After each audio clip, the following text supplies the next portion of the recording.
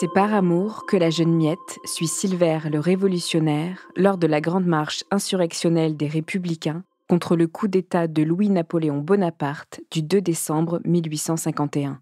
Sans une hésitation, la jeune fille de 13 ans a choisi de défiler avec celui qu'elle aime, drapeau rouge au vent.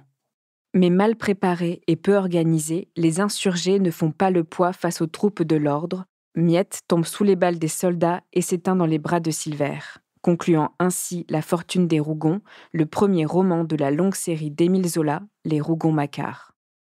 Quand la guerre éclate en 1939, Francine est à peine plus âgée que Miette.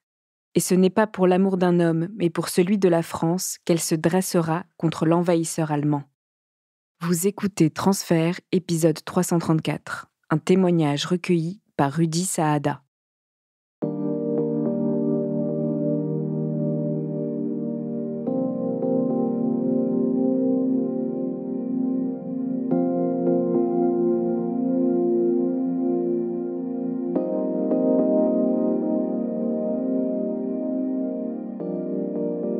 Je suis née en 1925, j'ai 14 ans en 1940, 14 ans et demi, d'une famille qui a toujours habité le nord de la France. Mon père est fonctionnaire, il est secrétaire général de la mairie de Liévin. Ma mère ne travaille pas. Je suis pensionnaire au collège d'Arras, puisque Liévin est quand même loin d'Arras et il n'y a pas de possibilité de s'y déplacer tous les jours. Mon père m'a toujours parlé, dans mon enfance, m'a toujours parlé de la guerre des Allemands. Il a été fait prisonnier à Verdun, où son frère a été tué. Il a été envoyé dans une ferme, allemande bien sûr, dont le mari était soldat, et dont cette ferme était donc gérée par une femme. Il a refusé de travailler, il s'est assis ostensiblement par terre devant la ferme, et il a refusé de travailler. La fermière n'a rien dit et à la fin de la semaine, elle lui a donné son salaire exactement comme aux autres. Et ça a duré 3 semaines. Pendant 3 semaines, il s'est rebellé, il a refusé de travailler, elle a continué à le payer. Et finalement, il s'est attendri et il a travaillé. Donc mon père m'a raconté tout ça, il m'a parlé des Allemands, il les détestait. Cette femme l'avait quand même attendri, mais il les détestait. Toute ma jeunesse, j'ai entendu parler des Allemands. J'ai 14 ans et demi. Moi, la guerre, je la vois comme un champ de bataille. D'un côté, il y a les Allemands, de l'autre côté, il y a les Français. Et les soldats se battent. Et puis, c'est pas l'affaire des civils. Ça n'a rien à voir avec les civils. Mais comme tout le monde évacue, on évacue. On évacue à Romesson, chez un oncle, un frère de ma mère. On est réfugié là un moment. On écoute les nouvelles, bien sûr. Et puis, un jour, on va chercher de l'eau, ma sœur et moi, puisque les bombardements ont éclaté les tuyaux. On va chercher de l'eau. Et d'un seul coup, on voit arriver 4 motards sur des grosses motos, des motards tout en noir, avec des casques noirs. Quand je vois les Allemands, c'est tout en noir, avec ces têtes de mort sur les revers. C'est l'image du noir, du mal, de la mort, de la terreur. Et je suis vraiment parcourue par un frisson de rejet, de haine, d'inexplicable. Mais dès cet instant-là, pour moi, c'est fini pour toujours. L'armistice est signé, chacun rentre chez soi, par des moyens plus ou moins difficiles, on rentre chez soi. On trouve dans sa maison d'autres gens qui ont évacué eux aussi, qui se sont installés chez vous. Bref, ça paraît quelque chose d'extraordinairement ridicule. Donc on reprend notre maison, mon lycée est occupé, on ne réalise pas ce qu'est l'occupation. C'est véritablement une invasion de tous les endroits, de tous les lieux, de tout. Une invasion de tout. Les restaurants, qui n'existent plus d'ailleurs, il n'y a pas de nourriture, les cafés, les administrations.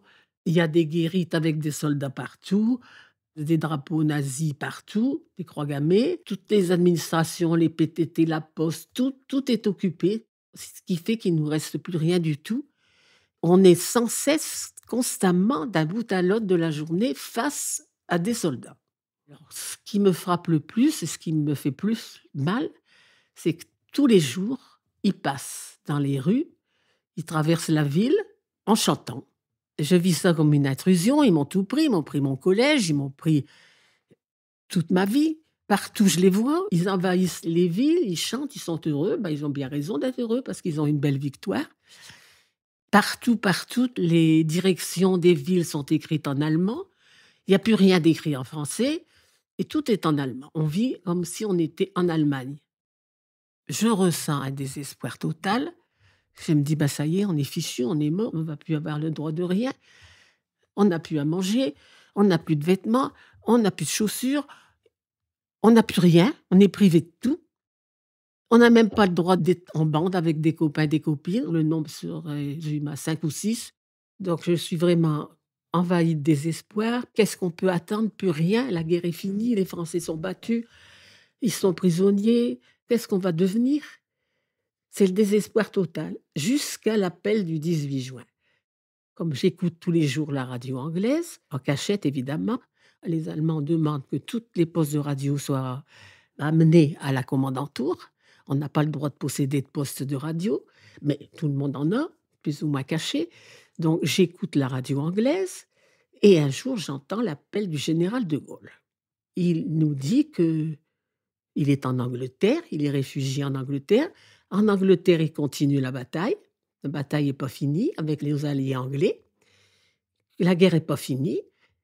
La bataille continue et nous devons, nous là qui sommes en France occupée, le faire comprendre aux Allemands. Leur faire comprendre ou tout au moins sentir qu'ils n'ont pas gagné pour toujours. Là, c'est un espoir extraordinaire. Je me dis, la guerre continue. Eh bien, moi, je vais être soldat. Je suis soldat puisque c'est la guerre. Quel soldat je peux être et comment?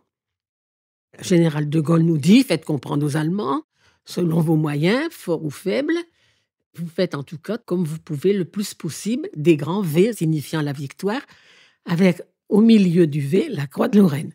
Il en appelle bien sûr à la résistance des hommes plus âgés, leur faisant comprendre qu'ils résistent, ils trouvent des moyens de résistance.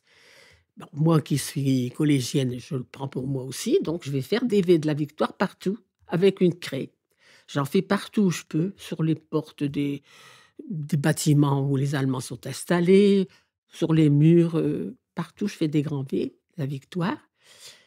Comme ils collent des affiches un peu partout pour indiquer que les gens qui résistent sont arrêtés, emprisonnés, fusillés à l'occasion, etc., avec des menaces, j'arrache ces affiches-là quand je le peux.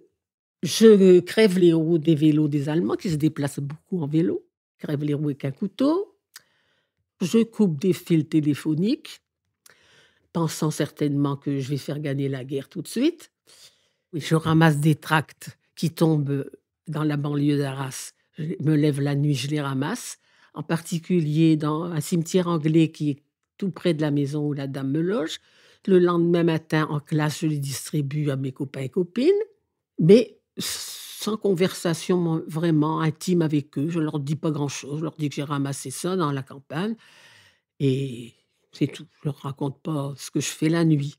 Alors évidemment, sur ces tracts est écrit tous les jours ce qu'ils ont comme victoire, comme petite victoire, nous disant que les Allemands mentent, que c'est pas vrai, qu'ils n'ont pas gagné telle ou telle bataille, que c'est pas vrai, et puis que les Anglais sont là, qu'ils se préparent, qu'ils vont venir, qu'il y a des Français qui sont partis là-bas en Angleterre, qui ont joint les troupes anglaises. Je fais ça, je me promène. Mais surtout dans le cimetière anglais. Je ne suis pas croyante à ce moment-là, mais à ma façon, je m'assieds sur une tombe et puis je pense aux Anglais, et puis je leur demande dans mon cœur de venir.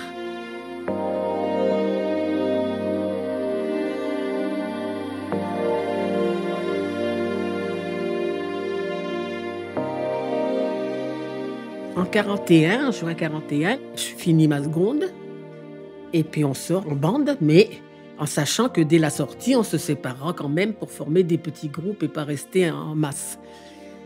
Et je suis un peu derrière. Ce camion passe. Il n'y a pas de bâche. Tous les soldats sont derrière. Et il y en a un jeune qui me voit. Il peut s'adresser qu'à moi, je suis toute seule.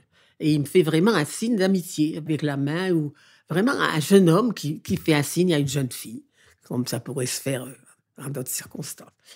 Et alors là, la rage totale me prend. Comment ce gars-là, il a le toupet de me faire un signe d'amitié. Ça me semble vraiment quelque chose d'incroyable. Je suis révoltée, puis je lui fais un signe en échange un signe de haine. Alors, il ne s'y trompe pas parce qu'il fait arrêter le camion tout de suite. Le camion s'arrête avec un grand coup de frein. Un copain que j'ai rejoint me dit: qu'est-ce qui se passe ?» Je dis: «Il se passe, c'est pour moi. Bougez pas, c'est pour moi.» Alors il me dit: qu'est-ce que tu as fait ?» Je n'ai pas le temps de répondre. Le soldat est descendu, il m'attrape par le bras et il me met à l'avant du camion où il y a un chauffeur et un soldat. Me voilà partie dans ce camion et j'ai le temps quand même de dire au copain qui avait un vélo: «Suis le camion parce que je ne sais pas où je vais. Puis tu verras, s'il faut que tu préviennes mes parents, suis le camion.» Alors il suit le camion. Le camion va d'abord dans une annexe d'une caserne qui a toujours été avant-guerre la caserne Schramm. Alors je rentre dans ce bureau qui se trouve au premier étage, accompagné par le soldat là, qui me raconte ses malheurs, que je lui ai fait, je sais pas ce qu'il raconte. Il parle en allemand, je ne comprends pas un mot. Finalement, on doit lui dire: «Je dois être conduite à la commandanture.» Alors la commandanture, c'est le siège, du commandement allemand. Dans toutes les communes, il y a une commandanture. On y traite les affaires, on y traite tout ce qui concerne la vie sociale, la vie, les arrestations s'y font, c'est les chefs, quoi. Alors, le soldat est parti, on vient me chercher, on m'emmène dans un bureau où il y a déjà une secrétaire allemande qui est en train de taper à la machine et il y a 2 soldats assis qui m'attendent sans doute. Un parle très bien français, l'autre, je l'entends pas. Et on me demande: «Est-ce que vous parlez allemand ?» Je dis: «Non.» «Pourquoi ne parlez-vous pas allemand ?» «Je parle pas allemand, j'ai pas fait d'allemand en classe.» «Est-ce que vous avez eu le choix ?» «Oui.» «Entre quoi ?» «L'allemand ou l'anglais.» «Pourquoi avez-vous choisi l'anglais ?» «Parce que les Anglais sont nos alliés.» Donc s'ensuit un interrogatoire.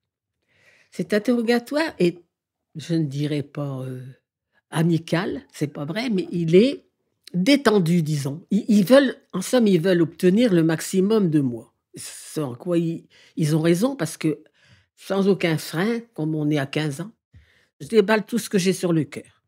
J'essaie pas de mentir, j'essaie pas de me protéger. D'abord, je ne sais pas ce qui m'attend, quel est le danger qui m'attend, mais je raconte tout, je réponds à toutes les questions qu'ils me demandent. «Pourquoi avez-vous fait ce geste de haine à notre soldat? Qu'est-ce qu'il vous a fait, le soldat ?» «Il n'a rien fait. Il m'a fait un signe d'amitié.» «Et alors ?» «Il n'a pas à me faire un signe d'amitié, c'est pas mon ami.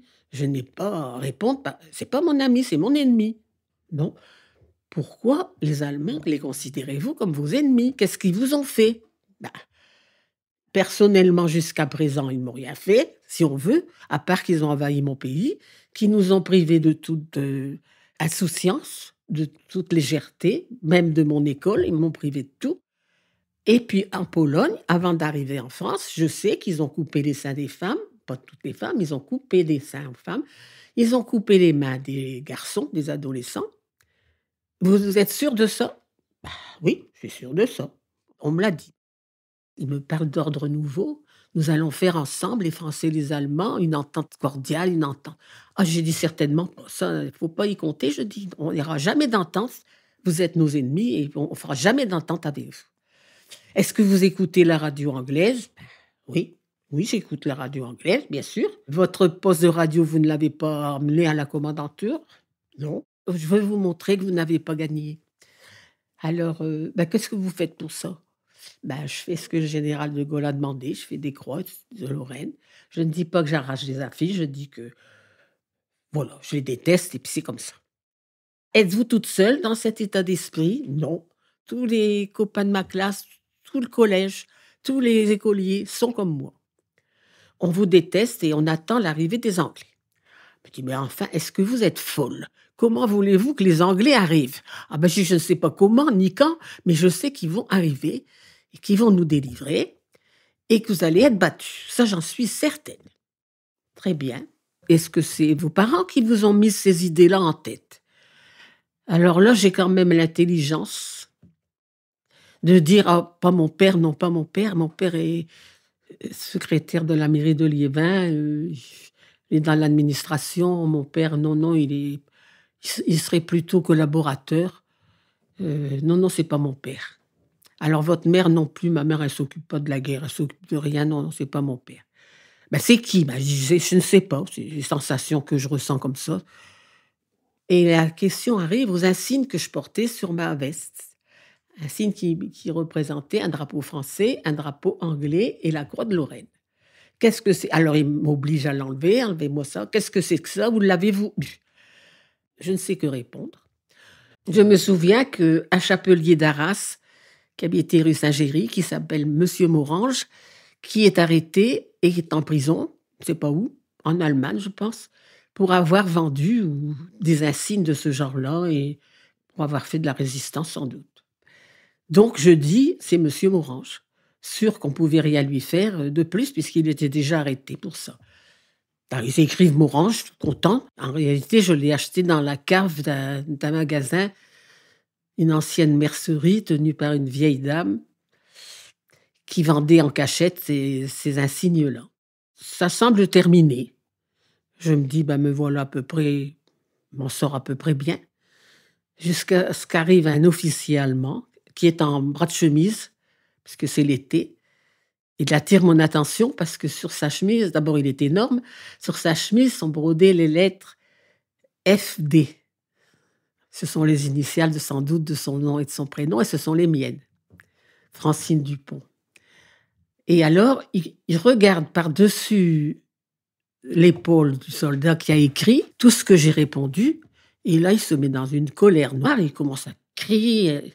Alors, il crie, il s'énerve, il hurle, puis il m'attrape par les cheveux, il me soulève de la chaise, sans mal, puisque c'était un colosse, et il me projette de toutes ses forces en travers de la pièce. Au fond de cette pièce, il y a un placard avec des portes. Je suis projetée contre ce placard et les portes, je tombe en arrière, et je suis allongée par terre, il s'avance sur moi, il me donne des coups de pied, d'abord des coups de poing ensuite, et il me secoue comme un prunier, et puis voilà, des menaces, je suppose. Et finalement, il s'en va. Alors, pendant qu'il me frappe, je me mets à pleurer, mais c'est vraiment une colère. C'est pas des pleurs parce que je suis frappée, c'est des pleurs de rage, de révolte, d'impuissance. Et je dis, sale bête, sale boche, Attila. La secrétaire, installée devant sa machine, elle tape tout ça.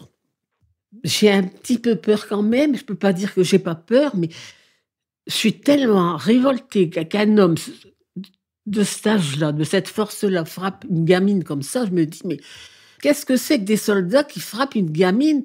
Qu'est-ce que j'ai fait de terrible? Bien sûr, j'ai dit des choses que j'aurais pas dû dire, mais ça mérite pas une correction pareille. Puis, ils m'apparaissent à ce moment-là sous leur vrai jour de gars capables de tout, de frapper, de tuer, Bon, puis après, il s'en va. Et un des Allemands me dit, bon, on va vous reconduire chez vous. Je descends, je sors du beffroi. Il y a une voiture qui m'attend dehors, dans laquelle je monte. Je pense qu'en effet qu'on va me reconduire chez moi, naïvement. Et je vois mon copain qui est toujours là avec son vélo, qui attend. Il suit la voiture. La maison où j'habite est sur le chemin de la prison. Et arrivé à la prison, il me dit, vous connaissez cet endroit? Je dis, oui, je connais cet endroit, c'est la prison. Il me dit, on va vous y mettre un petit moment. C'est là que vous allez aller. Et ça va vous changer les idées.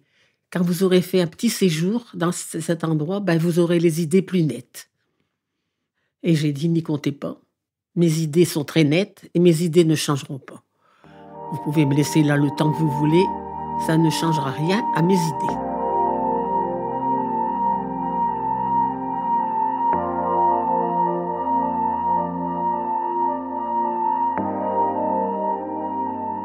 Me voilà donc entrée dans cette prison et j'entre dans une grande cellule où il y a 10 personnes. Je suis la 11e personne, toutes des femmes évidemment. Il y a 10 paillasses par terre. Il y a rien d'autre. Ce petit filet d'eau dans un coin. Il y a un trou dans le mur qui communique avec une cellule voisine, une toute petite cellule d'une personne où il y a une jeune fille qui est enfermée, toute seule. Les soldats s'en vont. Je reste avec les femmes. Qu'est-ce que t'as fait? Qu'est-ce que t'as fait? Comme j'ai le visage meurtri quand même, puisque j'ai reçu des coups, il y a une fille qui me dit qu'est-ce que t'as fait? J'ai dit, je l'explique. J'ai répondu par un signe de haine à un soldat qui me faisait un signe d'amitié. Et puis, je les ai traités de sale-boche. Ah, ben, elle dit, je suis bien contente, t'as bien fait. Ben, tu sais, toi et moi, on va devenir des bonnes copines. Elle se présente, je m'appelle Madeleine Satir. Elle est institutrice. Madeleine, évidemment, fait de la résistance. Elle a caché des Anglais. Les Allemands les ont trouvés. Et Madeleine, évidemment, elle est passée au tribunal déjà. Ça fait presque 1 an qu'elle est là. Elle est passée au tribunal et elle a été condamnée aux travaux forcés en Allemagne. Alors, avec Madeleine, on se lie d'amitié. Je connais des chansons anglaises, elle aussi. On se met à chanter en anglais. Et puis, on est vraiment deux fanatiques. Pendant la journée, les Allemands nous laissent tranquilles. Ils ne nous embêtent pas. Le soir, ils viennent un peu contrôler si on est bien couché, si tout se passe bien. Et la nuit, il y en a un aussi qui vient régulièrement avec une pile électrique. Et là, ça, j'avoue, là, que je ne suis pas très rassurée. Il vient avec une pile électrique, il promène sa lumière sur nos visages, il ne dit rien et il s'en va. Mais je dois avouer que les Allemands sont très corrects. C'est vraiment pas un mot qui peut s'adapter ensuite aux barbares nazis, mais ils jouent le jeu de la correction. Parce qu'ils ont reçu des ordres. C'est pas par affection, par amitié. Mais on leur a donné des ordres d'être corrects avec les femmes, et ils sont. 3 mois se passent à échanger, à parler. On a des livres quand même. Madeleine avait beaucoup de livres, alors on lit. Je n'ai pas de nouvelles de ma famille, on n'a pas droit à des visites. Donc, on est là. Me voilà partie au tribunal pour mon procès, pour jugement. Dans cette salle du tribunal, on arrive d'un côté, les juges sont tout au bout de la pièce, sur un rang. Les soldats sont de chaque côté, il y a les officiers, il y a les soldats de chaque côté, et il y a les prisonniers derrière une petite grille, même une grille en bois, une barrière en bois. On est de l'autre côté de la barrière, et là, on est interrogé. C'est-à-dire qu'un officier reprend notre interrogatoire, mot pour mot. Après cet interrogatoire repris, on me dit « Est-ce que vous regrettez toutes ces paroles que vous avez dites ? Toutes ces injures que vous avez proférées sur les soldats allemands ?» J'ai dit « Non, je ne regrette rien du tout. Si c'était à refaire, je le referais. » Bon, très bien. Alors, on se retire et on va vous donner lecture de votre jugement. Donc, on revient et on me dit « Voilà, vous êtes condamné à 1 an de prison. Vous êtes condamné à 6 mois pour port d'insigne défendu, pour port d'insigne ennemi, et 6 mois pour insulte à l'armée allemande. » Je rentre à la prison, je retrouve les filles, les copines, et puis elles me disent « Alors, qu'est-ce qu'ils t'ont dit ?» Ils m'ont condamné à 1 an. Elle me dit « Tu sais qu'au bout de 6 mois, tu vas devoir partir en Allemagne. » Ah bon? Où ça? Elle me dit « En citadelle. » Elle disait « En citadelle. » Qu'est-ce que ça voulait bien dire, citadelle? Je ne sais pas. Bref, je dis « S'il faut partir, je partirai. » Et voilà, puis le temps passe comme ça. Ma mère apprend ma condamnation, elle est terrorisée et ma mère est obsédée par les études. L'idée que je vais rater mon bac, que je ne vais pas passer mon bac, que je vais perdre une année scolaire ou 2, elle est épouvantée parce que ma mère, pour elle, les études, c'est tellement important. Bref, ma mère demande une audience à la commandanture, elle veut voir le commandant, carrément, et je ne sais comment, mais elle obtient une audience. Le commandant s'appelle le commandant Reitmeyer. Elle le voit, elle lui explique mon histoire, elle pleure, elle dit que sa fille c'est une enfant. Qu'est-ce qu'elle a fait de mal? Vous savez, les enfants, ils sont emballés, ils sont exaltés. Ma fille est une exaltée. Et puis alors, elle n'a rien fait de mal. Alors le commandant Reitmeyer dit, je vais me faire apporter son dossier. Il fait apporter mon dossier, c'est-à-dire le récit de l'interrogatoire. Il dit, écoutez, madame, elle a quand même été un peu fort, votre fille. Hein. Elle a insulté ma gendarmerie, elle nous a traités de sale boche, elle transporte des tracts anglais. Écoutez, franchement, votre fille a été un peu fort. Hein. Mais en terminant la lecture, il dit, mon Dieu, elle a le même âge que ma fille. J'ai une fille qui a son âge. Quand je pense que ma fille pourrait être arrêtée comme ça en prison, et il a un mouvement certainement de pitié, et il dit à ma mère, écoutez madame, je vais vous donner une autorisation de visite. Vous irez à Saint-Nicaise, vous avez une entrevue d'une demi-heure avec votre fille, vous lui expliquez que vous m'avez vu et que dans la semaine ou dans les jours qui viennent, je lui rendrai visite avec 2 témoins et si elle me présente ses excuses pour sa conduite, eh bien, je vous promets qu'elle sortira. Mais allez dire ça à votre fille. Donc, ma mère vient, on vient me dire que j'ai une visite. Je dis, un parloir. Je dis, j'ai un parloir, oui. Hein? Avec qui? Ben, on ne sait pas, vous avez un parloir. Je descends au parloir. Alors, ça se passe, moi, je suis dans une pièce avec un grillage. Je vois ma mère de l'autre côté du grillage. Au-delà du bonheur de la revoir, elle me dit, ben, tu sais, je reviens de la commandanture. J'ai vu le commandant Reitmeyer. Il a eu pitié de moi, il a eu pitié de toi. Et il a dit qu'il allait venir dans la semaine avec 2 témoins. Et si tu fais tes excuses, tu sortiras. Il me l'a promis et je le crois. Je dis, quoi? T'as fait ça? Si t'as été voir un Boche, t'as été... Je parie que t'as pleuré. Elle dit oui. Ben, j'ai dit, t'as pleuré au pied d'un Boche, t'as fait ça. T'as supplié. Elle dit oui. Alors la rage me prend contre ma mère, évidemment. Me rendez pardon. Mais j'ai pas question que je demande pardon en allemand, jamais. Je dis, c'est lui qui doit me demander pardon. Il envahit mon pays, il nous prive de tout. Et puis il voudrait que je lui demande pardon, jamais. Puis je dis à la sentinelle, voulez-vous me ramener dans ma cellule? Je n'ai pas besoin de rester plus longtemps avec ma mère, je veux rentrer à ma cellule. Ma mère repart tout en larmes. Et voilà, moi sans remords, sans rien, je rentre dans ma cellule, toute fière. Alors les autres me disent vraiment, il a dit ça le commandant Reitmeyer? Ben, tu sais qui c'est le commandant? Non, ben, c'est vraiment le chef là, d'Arras, il dirige tout, c'est le chef. Je dis, ah bon? Et alors, quelques jours après, branle-bas de combat dans la prison, tout entière, nettoyage complet de tout, la cellule qui est briquée, grattée, nettoyée. Alors Reitmeyer arrive, quelques jours après, que ces 2 témoins. Quand un soldat un Allemand entre dans la cellule, nous devons nous mettre le dos contre le mur, immobile, et attendre. Et dire notre nom au fur et à mesure qu'on nous adresse la parole. Donc chacune dit son nom. Et quand ça arrive à moi, il me dit, mademoiselle, avancez-vous. Il me dit, dans un français impeccable, quand je vois une jeune fille de votre instruction, de votre éducation, dans un pareil endroit, j'ai vraiment beaucoup de peine pour vous et je pense que depuis que vous êtes là, vous avez eu le temps de réfléchir à votre conduite, à regretter ce que vous avez fait parce que vous avez eu une attitude extrêmement injurieuse vis-à-vis des soldats allemands. Je lui dis non, non, je regrette pas. Alors, il reste un moment un peu éberlué. Il comprend pas. Et évidemment, les 2 témoins, ils l'ont entendu, évidemment. Alors il me dit, bon, eh bien, écoutez, je vous laisse, mais je regrette énormément ce qui va se passer pour vous. Je regrette beaucoup, j'en suis désolée, mais puisque vous conservez votre attitude, je ne peux rien faire d'autre. C'est plus dans mes mains maintenant. Il convoque ma mère à nouveau et il lui explique, voilà madame, ce qui s'est passé avec votre fille. J'ai pris 2 témoins, voilà ce qu'elle a fait, voilà ce qu'elle a dit. Comment voulez-vous que je tienne ma promesse de la libérer? C'est impossible. Il y avait des témoins qui l'ont entendu.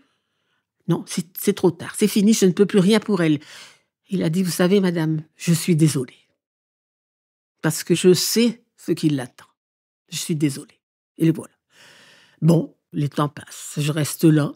Madeleine disparaît. Madeleine part en Allemagne. Le gardien arrive et il me dit, préparez vos affaires. Je dis, je vais où? Pour aller où? Il me dit, je n'en sais rien. On m'a dit de venir vous chercher, viens vous chercher, prenez votre baluchon et on descend en bas. Alors je dis au revoir à mes copines, je dis, je suppose que je ne sais pas, parce que je m'en vais peut-être en Allemagne, je ne sais pas, au revoir, et puis on s'embrasse et tout ça. Et arrivé au rez-de-chaussée, je rentre dans le bureau dans lequel j'étais entrée en arrivant, plusieurs officiers, et on me fait signer un papier, comme quoi je ne lis pas le papier. On me dit, voilà, papier, vous les signez, je signe. On m'ouvre les portes et je me retrouve dehors, dans la rue des Carabiniers d'Artois. Je me retrouve dehors. Ben, je comprends que je suis libre. Ben oui, mais où est-ce que je vais aller à cette heure-ci? Et puis, pourquoi je suis libre? Comment ça se fait? Je comprends pas non plus ça, pourquoi je suis libre. C'est pas que j'ai peur, mais je me méfie. Je me dis, mais pas normal ça. Un peu plus loin, dans la rue, Un peu plus loin, il y a une voiture d'officier allemande qui est arrêtée. C'est une Mercedes puissante. En approchant, je vois que devant, il y a un chauffeur. Et derrière, il y a le commandant Reckmeyer qui est assis.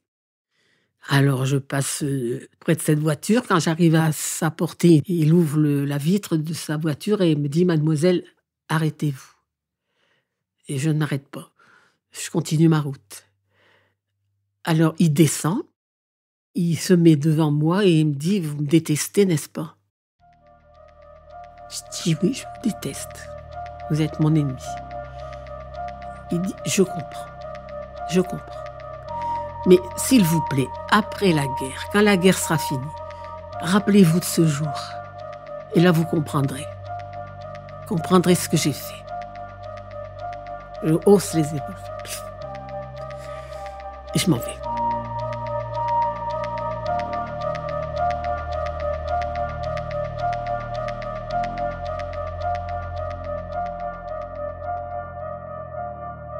Je préviens mon père que je suis sortie et que je n'ai pas de moyen d'aller à Liévin. Et mon père me dit, je vais venir te chercher. Mon père vient me chercher. Alors, mon idée, c'est d'aller tout de suite à mon lycée pour voir la directrice. Et la directrice me dit, froidement, tu dois bien comprendre qu'on ne peut plus t'accepter ici. Ça n'est plus possible. Le collège est rempli d'Allemands qui sont dans le coin de l'internat. Ils se promènent dans la cour du matin au soir. Je ne peux pas t'accepter. Tu vas faire un scandale et tu vas attirer l'attention sur mon établissement. Non, je dis, madame, je vous assure, je serai calme. Elle m'a dit, non, je ne peux pas te faire confiance. C'est rien. Tu vas aller à Béthune, il y a un lycée, tu finiras ta première et si tu veux, tu reviendras après. Comme ma sœur est enseignante et qu'elle est à Béthune, je me dis, oui, je vais aller là. Puis ma sœur a un appartement à Béthune, je vais le partager avec elle. Me voilà donc partie à Béthune. La directrice m'accepte en mettant ses conditions. Je vous interdis, etc., de faire ceci, cela, de vous faire remarquer dans mon établissement. Pas de scandale, pas de en ville. Très bien. Dans la classe où je rentre à Béthune, il y a la photo du maréchal Pétain qui a donné au début de l'année scolaire ses instructions pour la conduite à tenir l'année scolaire. Alors, les élèves doivent essayer d'obéir à l'occupante, etc. Bon. Novembre, décembre, je ne rentre pas. Ce sont les vacances de Pâques. Je reste chez mes parents, me reposer. Je rentre au mois de janvier. Et au mois de janvier, premier cours, on nous donne une rédaction à envoyer au maréchal directement à Vichy pour lui dire que chaque élève dise comment il a mis en application les instructions reçues données par le maréchal Pétain. Alors, de ma belle plume, je prends une feuille et je marque « Cher maréchal, vos amis les Allemands m'ayant mis en prison, je n'ai pas eu la possibilité de mettre en application vos instructions. » La directrice, mon Dieu, elle m'appelle, me dit « Et dire que je vous avais demandé comme promesse de ne pas vous faire remarquer. Heureusement que nous avons vérifié les devoirs. Mais vous vous rendez compte ?» Alors, dès le premier jour, je me fais remarquer. Mais qu'est-ce que je peux faire d'autre? Qu'est-ce que je peux dire au maréchal? Donc, je lui ai dit la vérité.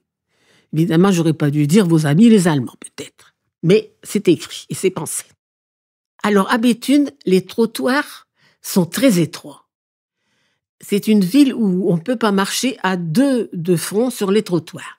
Donc, on nous réunit et on nous dit, les trottoirs étant trop étroits, vous ne pouvez pas vous mettre à deux avec un Allemand. Donc, vous laissez passer l'Allemand et vous marchez dans le caniveau. Tu peux toujours compter. Je me dis en moi-même, tu peux toujours attendre. Je ne suis pas dans le cas de marcher dans le caniveau. Donc, quand un Allemand arrive pour me croiser, je ne marche pas dans le caniveau. Je le regarde dans les yeux, attendant ce qu'il va faire. La plupart du temps, il passe sa route sans rien dire et il marche dans le caniveau.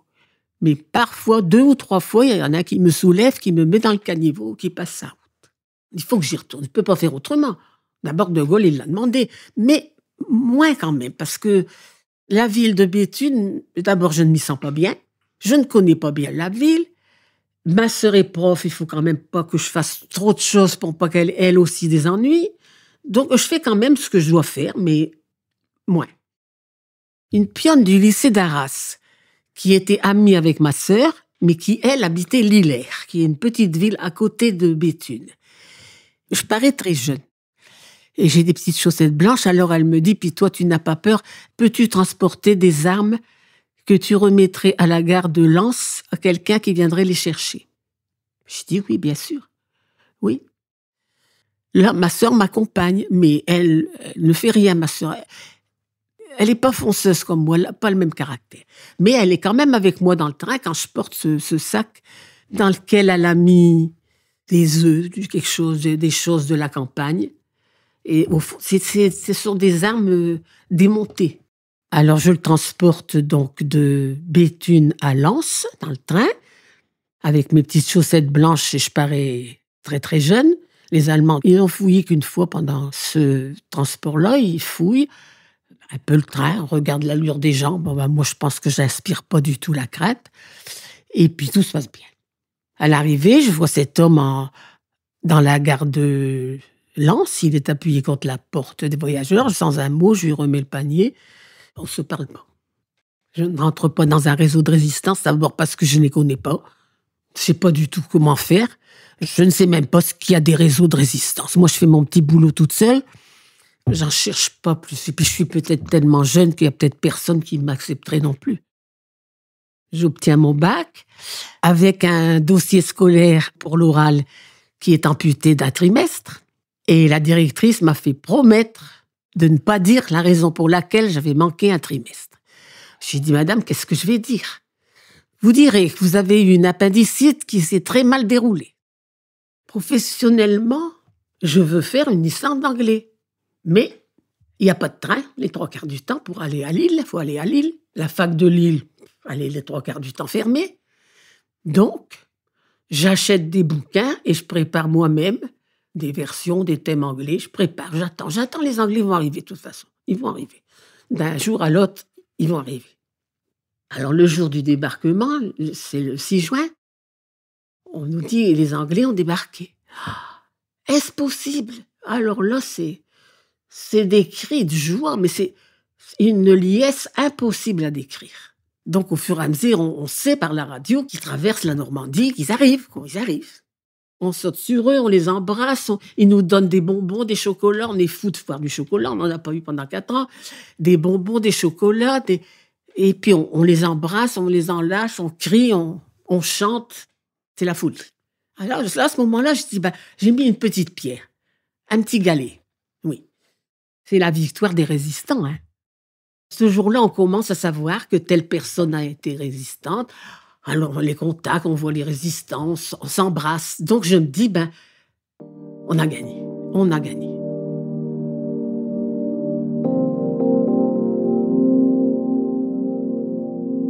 Des années après la guerre, je retrouve par hasard Madeleine. Quelqu'un me parle de Madeleine Saint-Yves. Moi, je suis professeur d'anglais, bien sûr. Quelqu'un me parle d'une Madeleine Saint-Yves qui est connue dans le coin, qui a fait de la résistance. Je dis, je la connais, je l'ai connue en prison. Donc, on m'a donné son adresse, je vais voir Madeleine. Et évidemment, on est très heureuse de se retrouver. Et elle me dit que après être sortie de l'os, où elle a eu la vie sauve comme moi, grâce à un Allemand, qui était commandant, ce médecin-là. Mais elle dit, tu sais, j'ai entendu parler de toi, tu sais que j'ai fait partie du groupe de ton père. Je dis, du groupe de quoi? Elle dit, du groupe de résistance. Elle dit, quand je suis sortie, j'étais libérée, je me suis dit, je suis pas libre pour enfiler des perles, il faut que je continue ma lutte. Donc, elle avait 25 ans, là, à cette époque-là. Elle était suffisamment considérée comme sensée pour entrer dans un groupe de résistance. Donc, elle dit, moi, je veux entrer dans un groupe de résistants. Et on lui dit, faut aller à Liévin voir le secrétaire de mairie, monsieur Dupont, qui va vous trouver du boulot. Elle ne savait pas que c'était mon père. Elle va donc à la mairie de Liévin, elle voit mon père et elle parle avec lui, puis elle dit, j'ai connu une Francine Dupont qui était en prison avec moi. Il dit, oui, c'est ma fille. Mais il dit, on n'en parle pas. Hein. Vous ne la connaissez pas, moi non plus. Il lui a trouvé du boulot dans son groupe. Donc, j'ai interrogé mon père. J'ai dit, t'as fait partie du groupe et tu me l'as pas dit. Il dit, j'avais pas à te le dire, mais tu m'as occasionné bien des problèmes quand même. Hein. Parce que moi, je faisais du travail actif. Il faisait fabriquer des fausses cartes à la mairie. Et c'est vrai, j'avais fait une bricole, une grimace idiote. Il dit, tu sais, ça a été bien près. me causait de véritables ennuis. Les Allemands sont venus, ils ont fouillé son bureau. Il avait fait descendre la photo du maréchal Pétain qu'il avait reléguée aux archives. Et il est apparu tout à fait sans danger, inoffensif. Donc ça s'est bien passé. Comme j'avais dit qu'il était plutôt collaborateur, ils n'ont pas insisté. En 1995, je vois une émission à la télévision parlant du commandant Reitmeyer. C'était des résistants qui racontaient que la porte de leur prison avait été ouverte par le commandant Reitmeyer lui-même, qui était venu dans les prisons, qui avait fait ouvrir les portes en disant « Sauvez-vous » quand il a entendu que les Anglais arrivaient. Donc tout de suite, j'ai eu envie de le retrouver, en disant « Mais il est peut-être pas mort ». Quel âge il avait ? Il avait une cinquantaine. On ne se rend pas bien compte des âges quand on est jeune. Mais je me dis, il doit être mort quand même. Tant d'années sont passées, il est mort. Mais certainement, sa fille, puisqu'elle avait mon âge et que je vis toujours, elle doit peut-être vivre aussi. Donc, il faut que je retrouve au moins la fille. Donc, j'ai écrit partout pour retrouver la fille. Quelques mois après, il a fallu quand même quelques mois, je reçois une lettre des archives en me disant « Nous avons retrouvé mademoiselle Ruth Reitmeyer, qui habite Munich, à qui nous avons fait part de votre désir de la rencontrer. » Elle m'a tout de suite écrit une lettre, en français, une très très longue lettre. Elle me parle de son père qu'elle a aimé énormément, qu'elle aimait beaucoup, qui était très francophile, qui a beaucoup souffert pendant la guerre, de devoir prendre des décisions irrévocables, qu'elle ne pouvait pas faire autrement. Alors à ce moment-là, bien sûr, je lui ai dit « Ton père est mort ». Elle me dit « Il est mort en 85 ». Il était très malade du cœur. Et je lui ai dit « Il est enterré où ?» Elle me dit « Au cimetière de Munich ». Je dis « Si tu veux bien, on va y aller à deux ». C'était au moment de la Toussaint. Nous sommes allés en novembre. J'ai dit « Ruth, on va aller à deux ». Elle était avec un homme. Je dis « Pas d'homme, ni le mien, ni le tien, à deux, au cimetière de Munich ». On est partis à deux, déposer des fleurs. Ce sont des cimetières. C'est ça qui est déconcertant dans les Allemands. Qu'ils puissent être si sauvages, si barbares, et être si tendres. Je ne comprendrai jamais, les Allemands.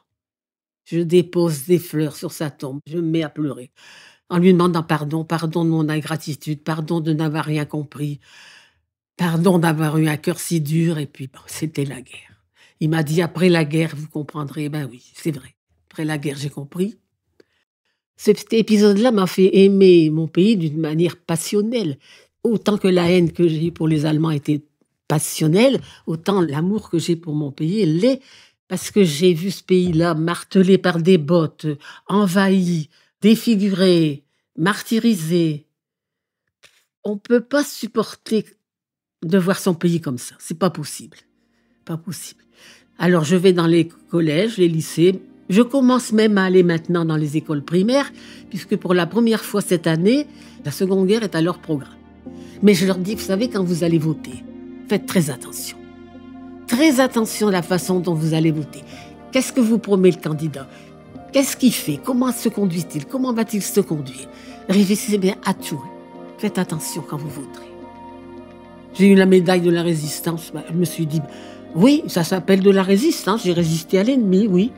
Mais j'ai jamais pensé que j'étais résistant.